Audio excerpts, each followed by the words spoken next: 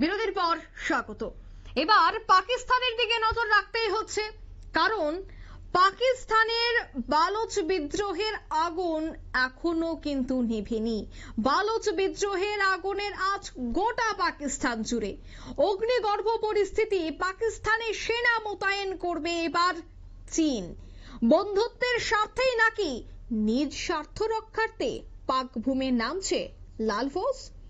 নজর কিন্তু রয়েছে এই বিষয়ে ভারতেরও, কারণ বন্ধুত্বে কেনই বা এবার হাত বাড়ালো চীন? এর পেছনে কি নিজ স্বার্থ চরিতার্থ?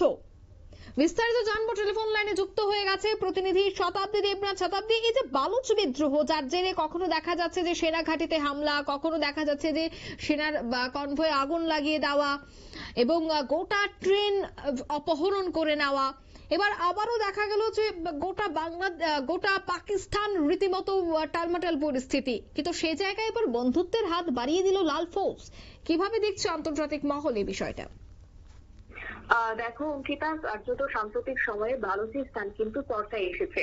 বিশেষ করে এই যে বালুচ বিদ্রোহীদের একটা রীতিমতো তারা আগুনে পুড়ছেই বালুচিস্তান, আর সেই জায়গায় দাঁড়িয়ে চর্চায় কেন এসেছে যে জাফর এক্সপ্রেস রীতিমতো একটা গোটা ট্রেন হাইজেক করা, এবং তারপর থেকে কিন্তু এই যে আগুনের রাজ সেটা কিন্তু কোথায় গিয়ে থেকেছে না তোমার পাকিস্তানেও।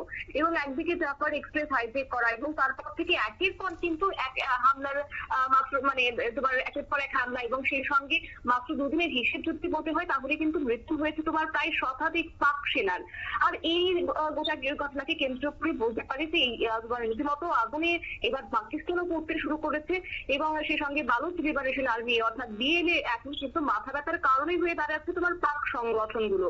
আর এই অগ্নিগর্ভ পরিস্থিতিতে এবার কি করেছে যে এবার পাকিস্তানকে রক্ষা করতে বা পাকিস্তানের সাহায্যের হাত বাড়িয়ে দিয়েছে এবার তোমার চীন, এবং সেই সঙ্গে চীন কি বলছে যে এবার তাদেরকে পাকিস্তানের সেনা করবে তারা, এবং সে নিয়ে বেলজিয়াম কিন্তু এবার রীতিমতো সেই সাহায্যের হাতই বাড়িয়ে দিয়েছে। এবং এই যে বিষয়টা, এতে করে কিন্তু তোমার একটা আন্তর্জাতিক মহলে এবার প্রশ্ন চিহ্ন দেখা দিতে শুরু করেছে, কি কারণে হঠাৎ করে এই বন্ধুত্বের হাত বাড়িয়ে দেওয়া?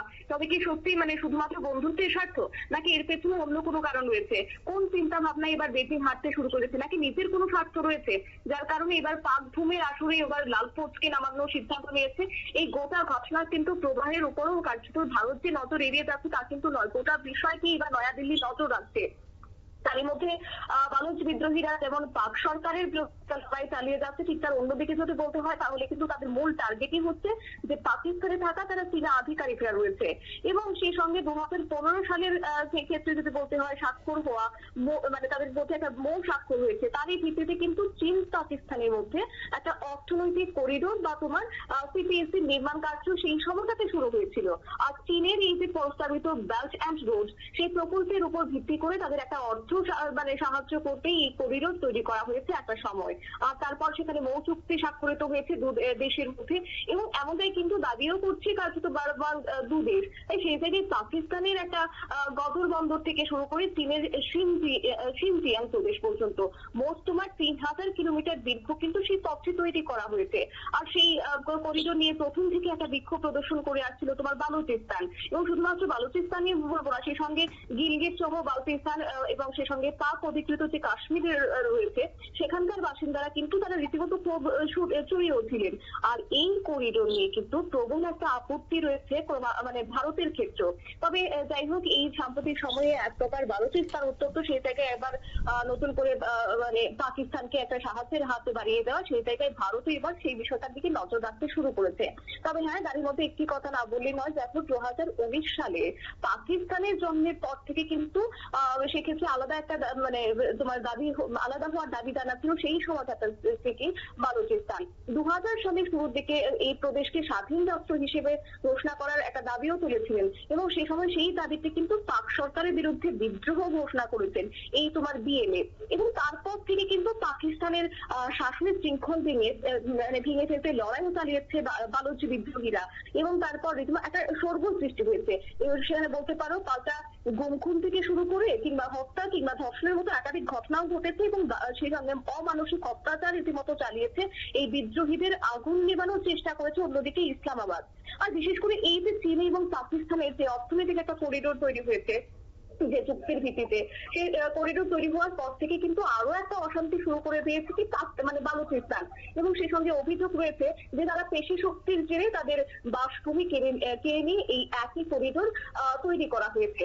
অন্যদিকে আরো একটি প্রসঙ্গ হচ্ছে যে খনিজ সম্পদ প্রদেশটিকে কার্যত লুট করেছে পাক প্রশাসন। এটা বালুচিস্তানের পক্ষ থেকে প্রথমেও একই অভিযোগ ছিল এবং আজ পর্যন্ত যেটা যদি বলতে হয় তাহলে কিন্তু একই অভিযোগ তারা রয়েছে তাদের। আর সেই জায়গায় লাভের দল কে যাচ্ছে না অন্যদিকে উল্টো হাতে পাকিস্তানি সেই বিষয়টা হজম করছে। তাই সে জায়গায় প্রতিদানে এবার বালুর জনতারা কি পাচ্ছে, আদৌ কি সেখানে কোনো কিছু পাচ্ছে? সাম্প্রতিক আমি যদি দেখতে হয় তাহলে মানে সাম্প্রতিক যে বিষয়গুলো ঘটেছে বা একাধিক আগেও যে বিষয়গুলো হয়েছে তাতে করে বালুচিস্তানের জনতারা কিন্তু শুধুমাত্র নির্যাতন পেয়েছে, শুধুমাত্র তাদের দারিদ্রতাই আজকে তাদের মানে তোমার বলতে পারো বাস্তবতা হয়ে দাঁড়িয়েছে। তাই বালুচ বিদ্রোহীদের এবার নিশানায় রয়েছে কি তাদের চীনা আধিকারিকদেরকে কিভাবে তারা চটকাতে পারে, কিভাবে চীনা আধিকারিকদেরকে সেখান থেকে সরাতে পারে, সেই নিয়ে একটা যেমন টার্গেট রয়েছে।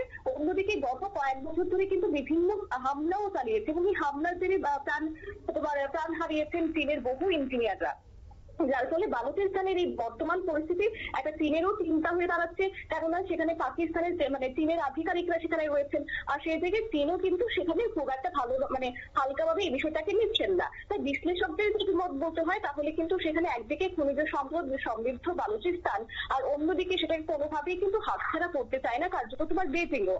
আর সেই জায়গায় যদি তোমার হাতছাড়া করতে হয় তাহলে চীনেরও একটা খুব একটা মানে সুখকর হবে না, সেক্ষেত্রে তাদেরও একটা লসের দিকে যাবে। তাই বালুচ বিদ্রোহীদের সামনে যদি পাক সেনা টিকতে না পারে তাহলে এতে আখেরে বিপদ কার বাড়বে না উল্টো মানে চীনেরই বিপদ বাড়বে। তাই ক্ষতির সম্মুখীন সেক্ষেত্রে যদি না হতে হয় তাই সেই জায়গায় দাঁড়িয়ে এবার চীন কি করছে যে না পাকিস্তানের সঙ্গে কিভাবে অর্থনৈতিক করিডোরটাকে আরো সমৃদ্ধশালী করা যায়, কিভাবে শক্তিশালী করা যায়। তাই বলতে পারো নিজের স্বার্থে যে সেনা পাঠানোর কথা ভাবতে শুরু করেছে শি জিনপিং, সেটা কিন্তু আন্তর্জাতিক মহল ইতিমধ্যে আন্দাজ করতে পারছে। আর এই পরিস্থিতিতে দাঁড়িয়ে কোথাও গিয়ে এবার সিঁদুরে মেঘ দেখতে শুরু করেছে ভারতও। ভারতেরও একটা আশঙ্কা রয়েছে, কারণ বালুচিস্তানের হাতিয়ার করে রীতিমতো করাচি এবং বদর বন্দরে পুরোপুরিভাবে কিন্তু একটা ঘাঁটি গিরে বসেছে কি লালপোজ।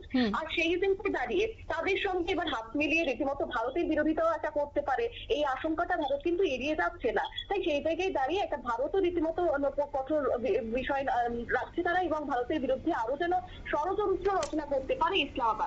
সেটা কিন্তু পরিস্থিতির উপর নজর রাখছে এই মুহূর্তে ভারত। অঙ্কিতা, ধন্যবাদ শতাব্দী। অর্থাৎ অগ্নিগর্ভ পাকিস্তান এবং সেই পাকিস্তানে কিন্তু এবার বন্ধুত্বের স্বার্থে এগিয়ে আসছে চীন, এমনটাই যদিও প্রকাশ্যে, কিন্তু তার পেছনে চীনের কোনো নিজস্ব ষড়যন্ত্র রয়েছে কিনা বা চীনের নিজস্ব কোনো স্বার্থ রয়েছে কিনা এই বিষয়টাতে দিকেও কিন্তু ভারতের বরাবর নজর রয়েছে। নিয়ে নিচ্ছে ছোট্ট একটি বিজ্ঞাপন বিরতি, সঙ্গে থাকুন।